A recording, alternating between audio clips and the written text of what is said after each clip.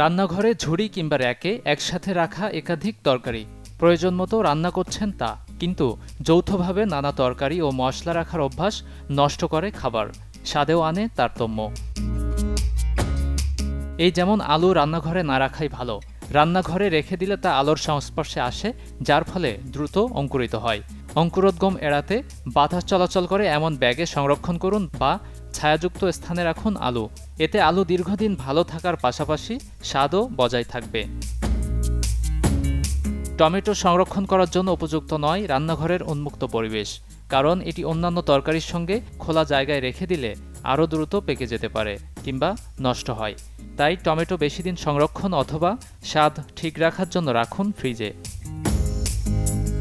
পেঁয়াজ বেশিরভাগ সময় রান্নাঘরের ঝুড়িতে স্থান পায়, তবে ফ্রিজ ছাড়া বেশি দিন রেখে দিলে তা অঙ্কুরিত হতে পারে। পেঁয়াজকে আলু থেকেও দূরে রাখুন, কারণ এগুলো পাশাপাশি রাখলে উভয় সবজি দ্রুত নষ্ট হয়ে যেতে পারে। রান্নাঘরে ডিম সংরক্ষণ করলে তাপমাত্রার ওঠানামার সময় তা দ্রুত নষ্ট হয়ে যেতে পারে। তাই ডিম ফ্রিজে রাখুন, কিন্তু ডিপ ফ্রিজে রাখলে আবার ফেটে হিতে বিপরীত হতে পারে।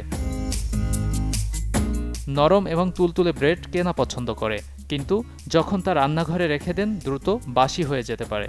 এটি আর্দ্রতার সংস্পর্শে এসে ছত্রাকের শিকার হতে পারে।